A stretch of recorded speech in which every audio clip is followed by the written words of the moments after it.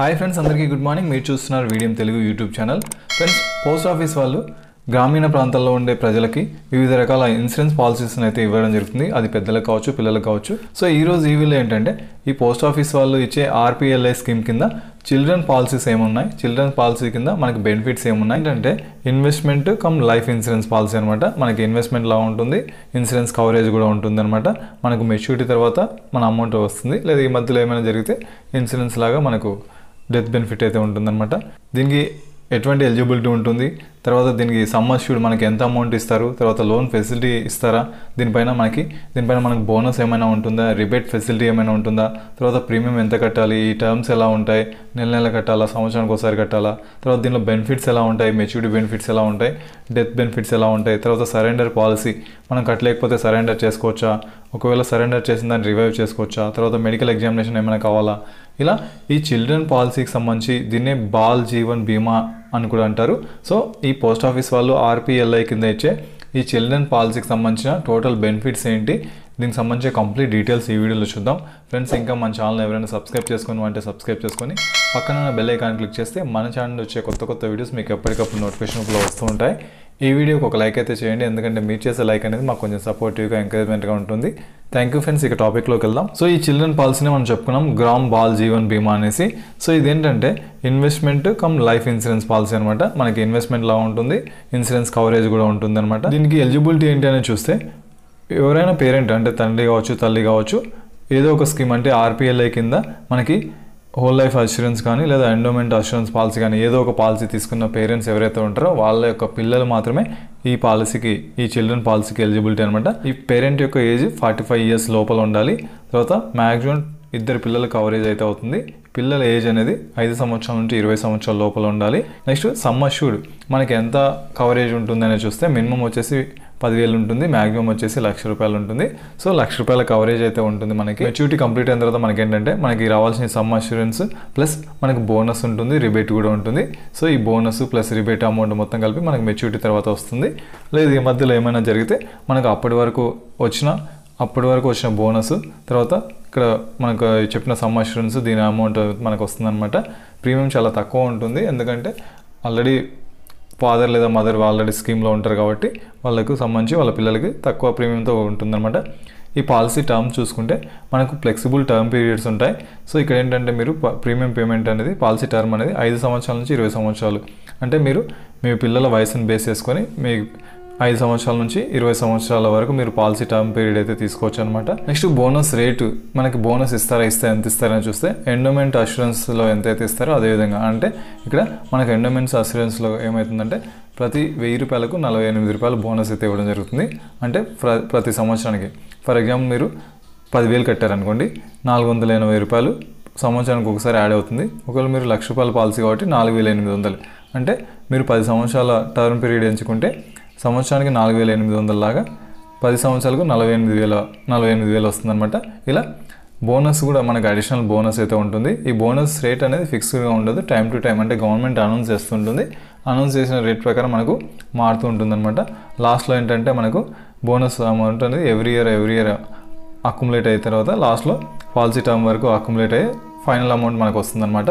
Next maturity benefits చూస్తే మనకు దీనిలో మెచ్యూరిటీ బెనిఫిట్స్ ఉంటాయి, డెత్ బెనిఫిట్స్ ఉంటాయి.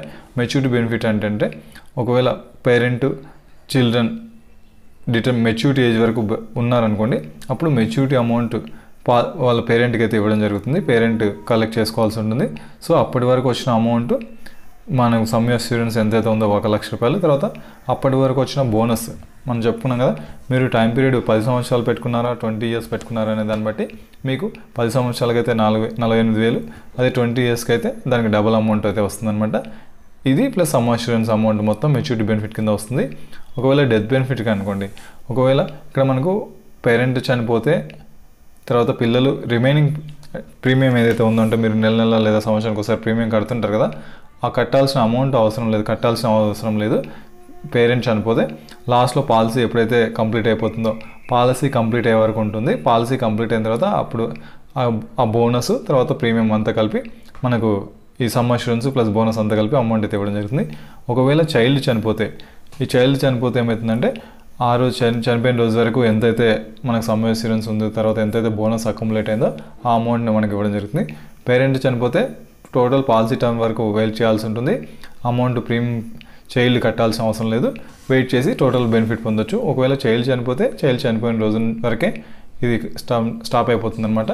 నెక్స్ట్ దీనిలో మెడికల్ టెస్ట్, పిల్లలకు సంబంధించి మనకి ఏమైనా మెడికల్ టెస్ట్లు ఏమైనా చేయించుకోవాలా ఈ పాలసీలో, అంటే ఇన్సూరెన్స్ పాలసీ టైప్ కాబట్టి మెడికల్ టెస్ట్లు ఏమైనా చేయించుకోవాలని చెప్తే ఇక్కడ మనకి ఎటువంటి మెడికల్ టెస్ట్ అవసరం లేదు పిల్లలకి.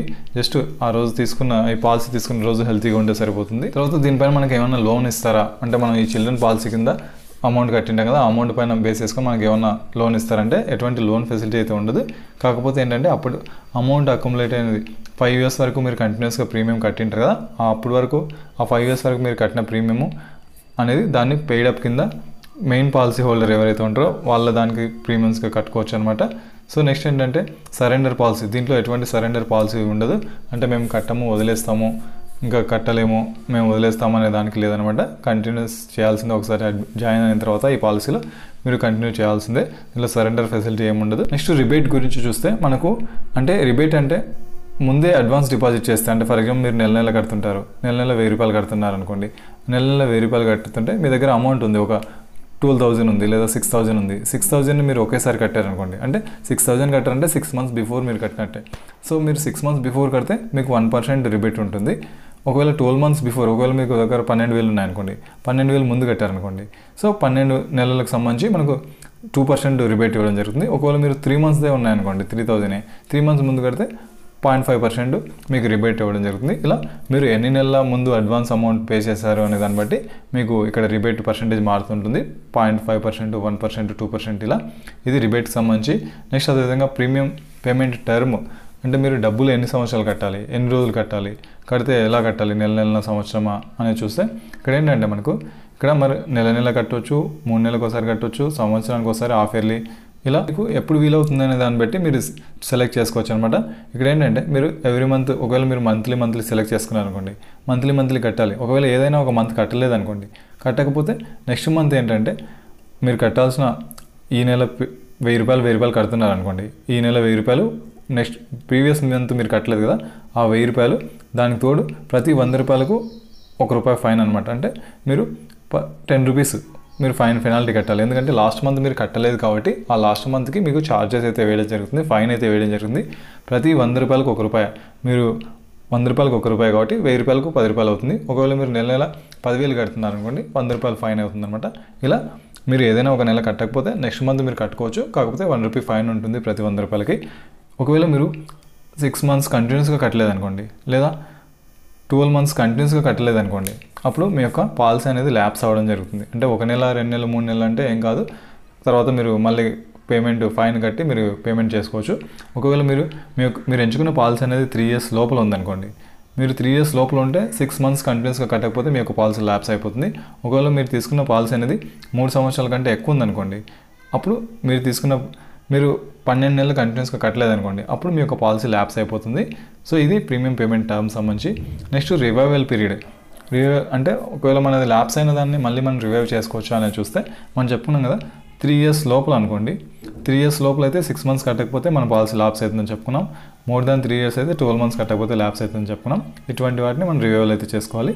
సో ఈ రివైవల్ అనేది ఎప్పుడు అవుతుందంటే కంటిన్యూస్గా 5 years లోపల, అంటే మనం కట్టకుండా వదిలేసిన టైం అనేది 5 సంవత్సరాలు దాటకూడదు అనమాట. 5 సంవత్సరాల లోపల ఉంటే మీరు మళ్ళీ అమౌంట్ పే చేసి రివైవ్ చేసుకోవచ్చు.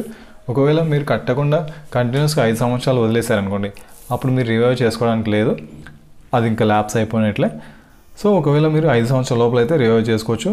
అలా రివైవ్ చేసుకోవాలంటే 12% ఫర్ యానం, అంటే మీరు సంవత్సరానికి ఒకవేళ 3 సంవత్సరాలు మీరు కట్టలేదు అనుకుందాం, ఆ 3 సంవత్సరాలకు సంబంధించి ఎంతైతే అమౌంట్ అవుతుందో ఆ అమౌంట్ మీరు కట్టాల్సిన ప్రీమియం పైన 12% వడ్డీ వేసి టోటల్ కట్టాల్సి వస్తుంది.